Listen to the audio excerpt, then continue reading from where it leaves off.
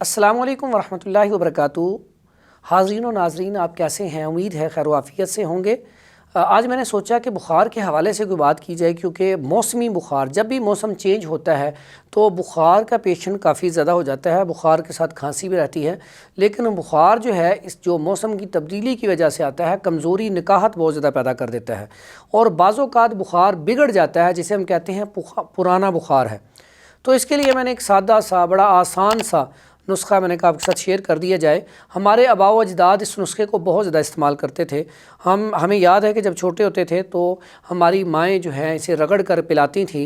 कुछ लोग इसका कहवा इस्तेमाल करते हैं, कुछ इसके सुबह रगड़ाई करके सरदाई बना के इस्तेमाल करते हैं, कुछ इसका शरबत बना लेते हैं।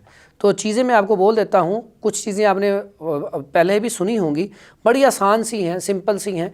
आपने ग्लो ले लेनी है। ग्लो ताज़ी भी ले सकते हैं। ताज़ी ग्लो का जो पौधा है वो इस तरह का होता है, जो अक्सर आप देखते हैं कि मकानों के ऊपर एक बड़ी लंबी बेल होती है, पूरे आपके जो है फ्रंट को कवर कर देती है, वो ग्लो होती है। चौड़े चौड़े उसके पत्ते होते हैं। तो ग्लो आप खुशक ले लें, पंसार स्टोर से मिल जाएगी, या ताज़ी आप ले लें। ग्लो ले लेनी है आपने, और उसके बाद आपने काली मिर्च थोड़ी सी लेनी है। अगर आपने ग्लो ली है 20 ग्राम, तो काली मिर्च आप 10 ग्राम ले लें। उसके बाद आपने लेना है मगज़ बादाम, यानी कि बादाम की गिरी, लेकिन आपने लेनी है गुरबंदी। उसके बाद आपने ये 50 ग्राम ले लें। उसके बाद अजवाइन, बड़ी मशहूर चीज़ है, देसी अजवाइन आपने लेनी है, वो आप ले लें 20 ग्राम। उसके बाद आपने सब्ज़ इलायची ले लें तकरीबन 10 ग्राम। उसके बाद आप खशखाश ले लें 10 ग्राम।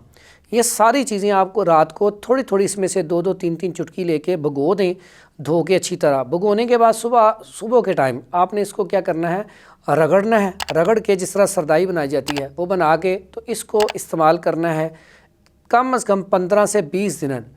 जब आप 15 से 20 दिन इस्तेमाल करेंगे तो ये आपको कोई कहे ना मेरा बुखार साल से नहीं उतर रहा, 2 साल से नहीं उतर रहा, या काफ़ी डॉक्टरों से दवाई ली है, तो इंशाअल्लाह इससे फ़ौरी तौर पर जो है वो ठीक हो जाएगा।